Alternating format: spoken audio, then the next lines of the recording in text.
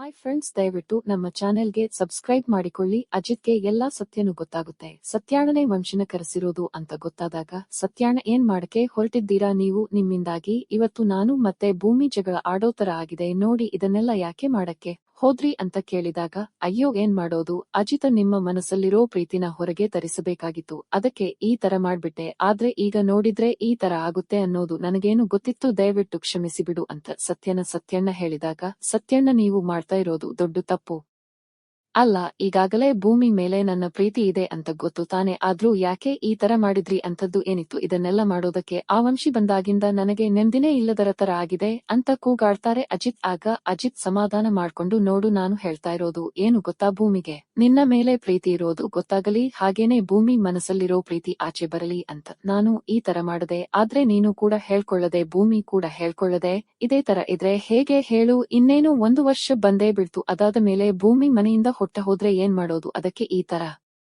ಮಾಡದೆ ವಂಶನ ಕರೆಸಿ ಈ ತರ ಎಲ್ಲ ಮಾಡಿದ್ರೆ ನೀನಾದ್ರೂ ನಿನ್ನ ಪ್ರೀತಿನ ಹೇಳ್ಕೊತೀಯ ಅನ್ನೋದು ನನ್ನ ಪ್ಲಾನ್ ಆಗಿತ್ತು. ಆದ್ರೆ ನಿಜವಾಗ್ಲೂ ನಾನು ಬೇಕು ಅಂತ ಈ ತರ ಮಾಡಿಲ್ಲ ಅಂತ ಹೇಳಿದಾಗ, ಅಯ್ಯೋ ದೇವರೇ ಎಂತ ಕೆಲಸ ಮಾಡಿದ್ರಿ? ಈಗ ನೋಡಿದ್ರೆ ಅಂಜನಾ ಮತ್ತೆ ವಂಶಿ ಮದುವೆ ಮಾಡಿಸಬೇಕು ಅಂತ ಮನೇಲಿ ಮಾತಾಡ್ತಿದ್ದಾರೆ.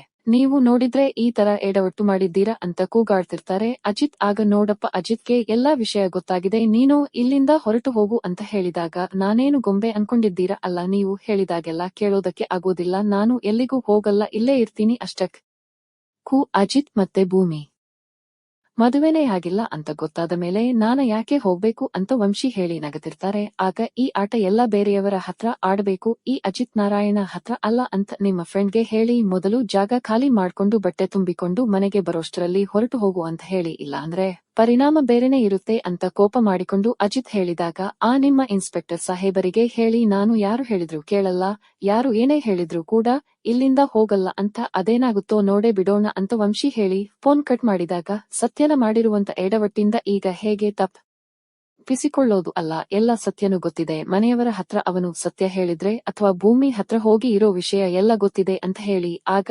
ಅವನೇನಾದ್ರೂ ಪ್ರೀತಿ ಮಾಡ್ತಿದ್ದೀನಿ ಅಂತ ಹೇಳಿದ್ರೆ ಭೂಮಿ ಕೂಡ ಒಪ್ಪಿಕೊಂಡ್ ಬಿಟ್ರೆ ಏನ್ ಮಾಡೋದು ಅಂತ ಅಜಿತ್ ಕೂಗಾಡ್ತಾ, ನಮ್ಮ ಪ್ರೀತಿನ ನೀವೇ ದೂರ ಮಾಡ್ಬಿಟ್ರಲ್ಲ ಸತ್ಯಣ್ಣ, ಈ ವಂಶಿನ ಕರ್ಕೊಂಡು ಬಂದು ಅಂತ ಬೈತಾ ಇರ್ತಾರೆ. ಅಲ್ಲ ಅಜಿತ, ಹೀಗಾಗುತ್ತೆ ಅಂತ ನನಗೆ ಏನು ಗೊತ್ತಿತ್ತು? ಅಲ್ಲ, ಆ ಭೂಮಿಗೆ ಈ ವಂಶಿ ಅಂದ್ರೆ ಇಷ್ಟೊಂದು ಇಷ್ಟ ಆಗಿದ್ದಾನೆ ಅಂತ ನನಗೇನು ಗೊತ್ತಿತ್ತು ಅಂದಾಗ ತುಂಬಾನೇ ಬೇಜಾರು ಮಾಡ್ಕೋತಾರೆ. ಸರಿ ಆಯ್ತು ಬಿಡಿ, ಈಗ ಎಲ್ಲದಕ್ಕೂ ಒಂದೇ ಪರಿಹಾರ ಇರೋದು ಅಂತ ಸತ್ಯಣ್ಣ ಹೇಳಿದಾಗ, ಏನದು ಅಂತ ಕೇಳ್ತಾರೆ. ಹೋಗಿ ನೀನು ಭೂಮಿಗೆ ನಿಜವಾಗ್ಲೂ ತಾಳಿ ಕಟ್ಟಿ ಮದುವೆ ಆಗಬೇಕು, ಅದು ಒಂದೇ ಪರಿಹಾರ ಇರೋದು ಅಂತ ಸತ್ಯಣ್ಣ ಹೇಳ್ತಾರೆ. ಆಗ ಏನು ಮಾತಾಡ್ತಿದ್ದೀರಾ ಸತ್ಯಣ್ಣ, ಇದೆಲ್ಲ ಆಗುವಂತ ಮಾತ ಅಲ್ಲ, ಭೂಮಿಗೆ ತಾಳಿ ಕಟ್ಟಿ ಮದುವೆ ಆಗು ಅಂತ ಹೇಳಿದ್ರೆ ಏನು ಹೇಳ್ತಿದ್ದೀರಾ? ಇದೆಲ್ಲ ತಮಾಷೆ ವಿಷಯನ ಅಂದಾಗ, ನೋಡು ಅಜಿತ, ನಾನು ಹೇಳೋದನ್ನ ಕೇಳು, ನೀನು ಮತ್ತೆ ಭೂಮಿ ಒಂದಾಗಬೇಕು ಅಂದ್ರೆ ಮನೆಯವರು ಎಲ್ಲರೂ ಕೂಡ ನಿಮ್ಮನ್ನ ನಂಬಬೇಕು ಅಂದ್ರೆ ಇದು ಒಂದೇ ದಾರಿ ಇರೋದು, ಈಗಲೇನೆ ಭೂಮಿಗೆ ತಾಳಿ ಕಟ್ಟಿ ಮದುವೆ ಆಗ್ಬಿಡು ಅಂತ ಹೇಳಿದ ತಕ್ಷಣ ತಾನೇ ಆಗ ಟೆನ್ಷನ್ ಆಗುತ್ತೆ ಅಜಿತ್ಗೆ. ಏನ್ ಮಾಡಬೇಕು ಅಂತ ಗೊತ್ತಾಗದೆ ಯೋಚನೆ ಮಾಡ್ತಾ, ಸರಿ ಆಯ್ತು, ನನ್ನ ಪ್ರೀತಿನ ನನ್ನ ಭೂಮಿನ ಉಳಿಸ್ಕೋಬೇಕು ಅಂದ್ರೆ ನನಗಿರೋದು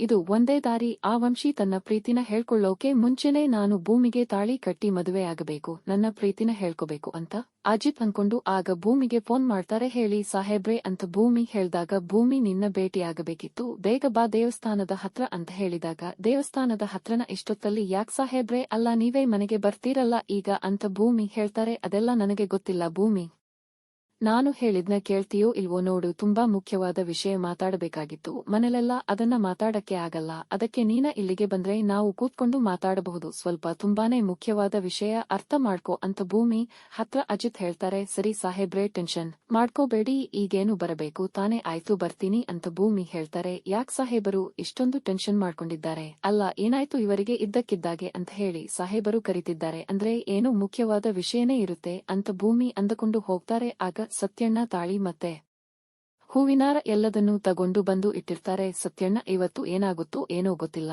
ಆದ್ರೆ ನಾನು ಮತ್ತೆ ಭೂಮಿ ಮದುವೆ ಹಾಗೆ ಆಗ್ತೀವಿ, ನನ್ನ ಪ್ರೀತಿನೆಲ್ಲ ಹೇಳ್ಕೊತೀನಿ, ಭೂಮಿ ಒಪ್ಪಿಕೋತಾಳೆ ಅಲ್ವಾ ಅಂತ ಅಜಿತ್ ಹೇಳಿದಾಗ, ಒಪ್ಪಿಕೋತಾಳೆ ಅಂತ ವಂಶಿನೇ ಒಪ್ಪಿಕೊಂಡಿರಬೇಕಾದ್ರೆ ನೀನು ಅವನಿಗಿಂತ ಒಳ್ಳೆಯವ ನಿನ್ನನ್ನು ಒಪ್ಪಿಕೊಳ್ಳದೆ ಇರ್ತಾಳ? ನಮ್ಮ ಭೂಮಿ ಏನು ಯೋಚನೆ ಮಾಡಬೇಡ, ಅಷ್ಟಕ್ಕೂ ಆ ವಂಶಿಗಿಂತ ನೀನೇನೆ ಭೂಮಿಗೆ ತುಂಬಾ ಇಷ್ಟ, ಆದ್ರೆ ಭೂಮಿ ವಂಶಿನ ಇಷ್ಟ ಅಂತ ಹೇಳಿದ್ದು ಮನೆ ಅಳಿಯನಾಗಿ, ಹಾಗೆ ಅಂಜನ ಕೊಟ್ಟು ಮದುವೆ ಮಾಡಬೇಕು ಅನ್ನೋ ಉದ್ದೇಶದಲ್ಲಿ, ಆದ್ರೆ ಆ ವಂಶಿ ತಪ್ಪು ತಿಳ್ಕೊಂಡಿದ್ದಾನೆ ನೋಡು ಈಗ.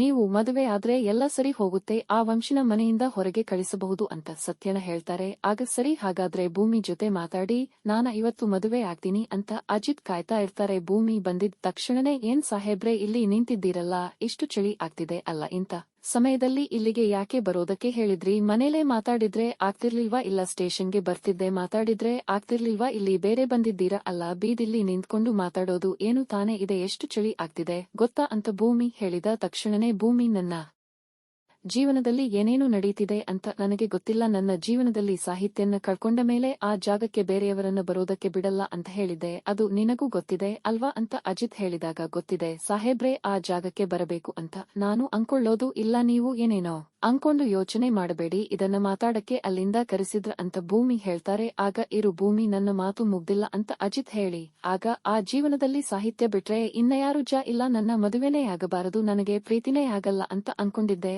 ಆದರೆ ನನ್ನ ಜೀವನದಲ್ಲಿ ನನಗೆ ರೀತಿಯಾಗಿದೆ ಅಂತ ಭೂಮಿ ಹತ್ರ ಅರ್ಜಿತ್ ಹೇಳಿದ ತಕ್ಷಣನೇ ಆಗ ಏನ್ ಸಾಹೇಬರೇ ನಿಮ್ಗೆ ಪ್ರೀತಿ ಆಗಿದೆಯಾ, ನಿಜ ಹೇಳ್ತಿದ್ದೀರಾ? ಹಾಗಾದ್ರೆ ನೀವು ಪ್ರೀತಿಸ್ತಿದ್ದೀರಾ ಅಂತ ಭೂಮಿ ಹೇಳ್ತಾರೆ. ಹೌದು ಭೂಮಿ, ನಾನು ಪ್ರೀತಿಸ್ತಿದ್ದೀನಿ, ಆದ್ರೆ ನನ್ನ ಜೀವನದಲ್ಲಿ ಏನ್ ಮಾಡಬೇಕು ಅಂತ ಗೊತ್ತಾಗ್ತಿಲ್ಲ, ನನ್ನ ಪ್ರೀತಿನ ಹೇಳ್ಕೊಳ್ಳಬೇಕೋ ಬೇಡವೋ ಅನ್ನೋ ಟೆನ್ಷನ್ ಅಲ್ಲೇ ಇದೀನಿ, ನಾನು ನನ್ನ ಹುಡುಗಿನ ಕಳ್ಕೊಂಡು ಬಿಡ್ತೀನಿ ಅಂತ ಟೆನ್ಷನ್ ಆಗ್ತಿದೆ ಅಂದಾಗ ಯಾರು ಸಾಹೇಬ್ರೆ, ಅದು ಪರವಾಗಿಲ್ಲ ಹೇಳಿ, ನಾನೇ ಹೋಗ್ಬೇಕಾದ್ರೆ ಮಾತಾಡ್ತೀನಿ, ನಮ್ಮ ಸಾಹೇಬ್ರು ಚೆನ್ನಾಗಿದ್ರೆ ಅಷ್ಟೇ ಸಾಕು ನನಗೆ, ನಿಮ್ಮ ಜೀವನದಲ್ಲಿ ಮತ್ತೆ ಮದುವೆ ಆಗ್ಬೇಕು, ಮತ್ತೆ ಪ್ರೀತಿಯಾಗಿದೆ ಅಂತ ಹೇಳ್ತಿದ್ದೀರಲ್ಲ, ಅದೇ ದೊಡ್ಡ ವಿಷಯ, ಸರಿ ಆಯ್ತು, ಅದು ಯಾರು ಅಂತ ಹೇಳಿ, ನಾನು ಈಗಲೇ ಹೋಗಿ ಮದುವೆ ಮಾಡಿಸಿಬಿಡ್ತೀನಿ ಬೇಕಾದ್ರೆ ನಿಮ್ಗೆ ಮತ್ತೆ ನಿಮ್ಮ ಹುಡುಗಿಗೆ ಅಂತ ಭೂಮಿ ಹೇಳಿದಾಗ ಅದು ಬೇರೆ ಯಾರು ಅಲ್ಲ, ನೀನೇ ಭೂಮಿ ಅಂತ ಅಜಿತ್ ಹೇಳ್ತಾರೆ. ಆಶ್ಚರ್ಯ ಆಗುತ್ತೆ ಭೂಮಿಗೆ, ಸಾಹೇಬ್ರೆ ಏನು ತಮಾಷೆ ಮಾಡ್ತಿದ್ದೀರಾ ಹೇಗೆ ಅಂತ ಭೂಮಿ ಹೇಳಿದಾಗ ಇಲ್ಲ, ನಾನು ನಿಜನೇ ಹೇಳ್ತಾ ಇದ್ದೀನಿ, ನಾನು ನೀನು ಒಂದಾಗಬೇಕು ಅಂದ್ರೆ ನಮಗೆ ಕೊನೆ ಅವಕಾಶ ಇರೋದು, ಆ ವಂಶಿ ಬಂದಾಗಿಂದ ನೀನು ನನ್ನ ಬಿಟ್ಟು ಹೋಗ್ತೀಯಾ, ನಾನು ನಿನ್ನ ಕಳ್ಕೊಂಡು ಬಿಡ್ತೀನಿ ಅಂತ ಅನ್ನಿಸ್ತಿದೆ,